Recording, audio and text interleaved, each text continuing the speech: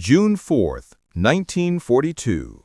Midway Atoll, a speck of coral and sand in the middle of the Pacific Ocean. At dawn, the sea is unnervingly calm. A soft mist rolls over the airstrip as U.S. Marine Corporal Harold Red McGowan wipes the sweat from his neck, his rifle resting against a stack of sandbags. The distant drone of engines echoes across the horizon, faint but growing. Inside the underground command post, Navy Commander Joseph Rochefort leans over a table cluttered with decrypts, coffee cups, and cigarette burns. The smell of stale smoke and tension hangs heavy. Weeks earlier, Rochefort and his codebreakers at Station HYPO had intercepted fragments of Japanese transmissions. AF is short on water. He bet everything that AF meant Midway. Washington had doubted him. Admiral Chester W. Nimitz had not. Now, as radar operators on the island track the incoming blips, that gamble is about to be tested. Out at sea, Task Force 16 and 17 are slicing through the Pacific swells. 3 American carriers, Enterprise, Hornet, and the hastily repaired Yorktown. Above their decks, air crews stand ready beside their SBD Dauntless dive bombers, TBD Devastators, and F-4F Wildcats. Many are young, farm boys and mechanics turned aviators, and none yet know they're about to change the course of the Pacific War. In the Japanese fleet, Admiral Isorenku Yamamoto's grand plan unfolds. His Kido Butai, the most powerful carrier strike force in history, advances toward Midway. 4 carriers, Akagi, Kaga, Soryu, and Hiryu, each brimming with elite pilots who crushed Pearl Harbor, the Indian Ocean, and the Coral Sea. They believe the Americans are broken, hiding somewhere east, not waiting, not ready. By 7:30 hours, the first American aircraft begin to find their targets, but nothing goes as planned. Lieutenant Commander John C. Waldron, leading Torpedo Squadron 8, VT-8, from the Hornet, knows the odds. His squadron of 15 lumbering TBD Devastators has no fighter cover. Their top speed barely touches 200 knots, deathly slow against the fast and agile Japanese Zeros. Yet Waldron's voice over the radio is steady.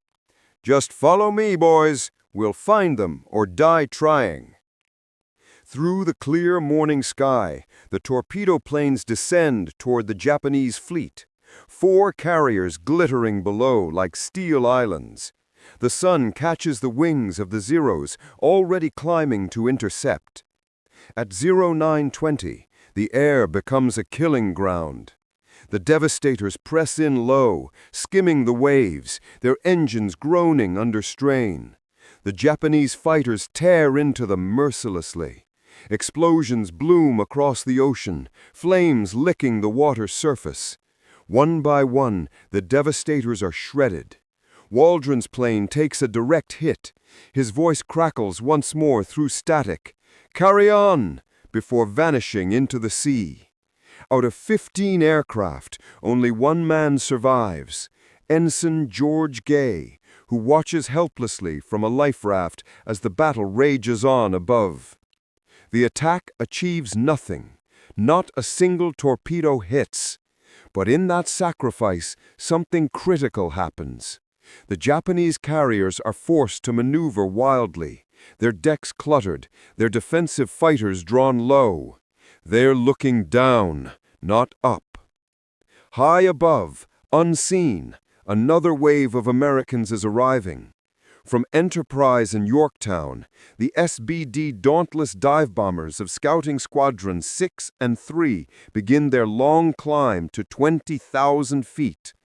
At the controls of one Dauntless, Lieutenant Commander Wade McCluskey scans the ocean below, sweat trickling beneath his goggles. He's running low on fuel and time. He was supposed to find the enemy hours ago, but the enemy has shifted course. For a moment, he considers turning back. Then, glinting in the distance, he spots a lone Japanese destroyer racing full speed north. It's Arashi, trying to rejoin the fleet after depth-charging a U.S. submarine. McCluskey trusts his gut. He follows the wake, a silver ribbon across the sea. Within minutes, the ocean opens up, and there they are. 4 Japanese carriers, decks packed with fueled planes, armed bombs, and frantic crews. He keys his mic. "There they are, boys! Let's go get 'em!" At 10:20, the dive begins. At 10:20 a.m., the Pacific sky splits open. From 20,000 feet, the SBD Dauntless dive bombers roll inverted and plunge toward the Japanese carriers, the sun flashing across their canopies as they drop nearly vertical into a wall of flak and smoke. The air howls. Lieutenant Richard Dick Best, leading Enterprise's Bombing Squadron 6, fixes his eyes on the deck of the Akagi. He can see figures below, tiny, frantic, sprinting between bomb carts and fueled aircraft. The carrier's entire deck is lined with torpedo bombers being refueled for a second strike on Midway. "Steady, steady," Best mutters, thumb poised on the release switch. Anti-aircraft bursts tear the sky around him, black clouds jolting his plane. The smell of cordite and oil fills the cockpit. Then he presses the release switch. Bombs away! 3 1,000-pound bombs streak downward, whistling through the air. Seconds later, the Akagi erupts in fire. A direct hit near the midsection detonates torpedoes stored on deck. The explosion rips through the hangar, engulfing the carrier in a fireball. Flames roll up her island superstructure as sailors dive into the sea to escape the inferno. Across the formation, McCluskey's Dauntlesses hit Kaga and Soryu almost simultaneously. One bomb after another pierces the decks, igniting fuel lines, detonating armed aircraft. Within 5 minutes, 3 of Japan's 4 carriers, Akagi, Kaga, and Soryu, are burning wrecks. On the deck of Hiryu, the last surviving carrier, Admiral Chuichi Naguno stares at the rising columns of smoke in disbelief. His world, his fleet, is collapsing in front of him, but he refuses to yield. Gritting his teeth, he orders immediate retaliation. Within an hour, Hiryu launches 2 desperate counterstrikes. Her pilots, the best of the Kido Butai, streak toward Yorktown, still afloat and coordinating the American effort. At 1400 hours, bombs and torpedoes rain down. Yorktown shudders as explosions tear through her hull, the ship listing heavily, smoke billowing into the sky. Captain Elliot Buckmaster gives the order to abandon ship. Men slide down ropes into the water, coughing from the smoke, watching their carrier die.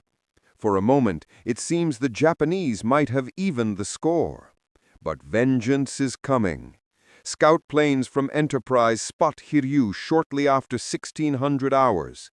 Once again, the Dauntlesses are sent in. This time they find their mark with cold precision. Bombs smash into Hiryu's flight deck, turning her into a pyre of flame and steel. By nightfall, she too is gone. 4 Japanese carriers, the pride of the Imperial Navy, destroyed in a single day. At sunset, the sea is eerily still, dotted with burning wreckage and oil slicks stretching for miles. Survivors cling to debris, staring at the horizon where their empire's invincibility has vanished into smoke. On the bridge of the Enterprise, Admiral Spruance looks out over the calm sea. He doesn't speak, but his officers can feel it, the weight of history. The tide of the Pacific War has turned. Dawn, June 5th, 1942. The smoke still hangs over the Pacific like a shroud. The once mighty Kido Butai is gone. 4 of Japan's elite fleet carriers lie beneath the waves, along with more than 3,000 sailors and aviators. The survivors of Akagi, Kaga, Soryu, and Hiruyu drift on makeshift rafts, their faces blackened by oil and grief. Some sing quietly to the rising sun.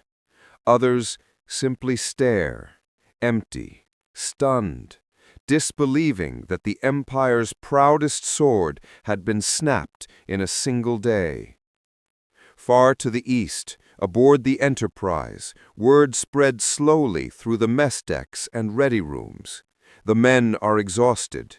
Many haven't slept for 36 hours, but a quiet realization begins to settle in. They've done something unthinkable. They've stopped Japan's navy dead in its tracks. On the bridge, Admiral Raymond Spruance writes in his log, "Enemy carriers destroyed. Operations successful. Midway secured." There's no triumph in his tone, only relief. The cost has been immense. The Yorktown lies crippled and abandoned, later finished by a Japanese submarine. Dozens of American pilots are missing, lost at sea, or never returned from the burning horizon. And yet, the strategic balance of the Pacific has changed forever. At Pearl Harbor, Admiral Chester Nimitz receives the message, AF successfully defended. He allows himself the faintest smile, removes his glasses, and exhales. 6 months ago, the United States Navy was in ruins. Now, against impossible odds, it has dealt Japan a blow from which it will never truly recover. In Tokyo, the mood is very different. Emperor Hirohito receives word of the defeat with quiet shock. Naval Chief of Staff Osami Nagamo reads the casualty reports in silence before muttering, "It is the end of our air superiority." Yamamoto himself, still at sea aboard Yamato, learns the truth in fragments. 4 carriers gone, hundreds of irreplaceable airmen lost. He stares at the ocean for a long time, then says softly, "I fear all we have done is to awaken a sleeping giant and fill him with a terrible resolve." For the Americans, that resolve has already begun to take shape. Midway becomes a rallying cry, a symbol of defiance and ingenuity. The victory was not luck alone. It was born from the tireless work of code breakers like Rochefort, the sacrifice of torpedo squadrons like Waldron's VT-8, and the cold precision of men like McCluskey and Best, who dove through hell itself. In the months to come, the tide continues to shift. The U.S. Navy pushes west toward Guadalcanal, toward the Philippines, toward Japan itself. But every sailor, every pilot who fought at Midway knows they witnessed something rare, the instant when history itself changed direction. The tiny island that Japan thought would fall in a day had stopped an empire. And as the waves close over the wrecks of the Akagi, Kaga, Soryu, and Hiruyu, the Pacific grows quiet again, as if holding its breath before the long, brutal road ahead. For the men of Midway, it was not victory they felt most, but disbelief. Disbelief that a handful of carriers, a code-breaker's hunch, and the courage of a few hundred airmen had turned the greatest naval armada the world had ever seen into twisted steel and smoke. They would tell the story for the rest of their lives, the day the Pacific changed forever, the day a tiny island stopped Japan's navy. Some historians argue that Midway was just a tactical stroke of luck. Do you agree? Why? Assuming Japan had not lost 4 aircraft carriers at Midway, would the Pacific War have lasted many more years? Leave your comments and subscribe to my channel.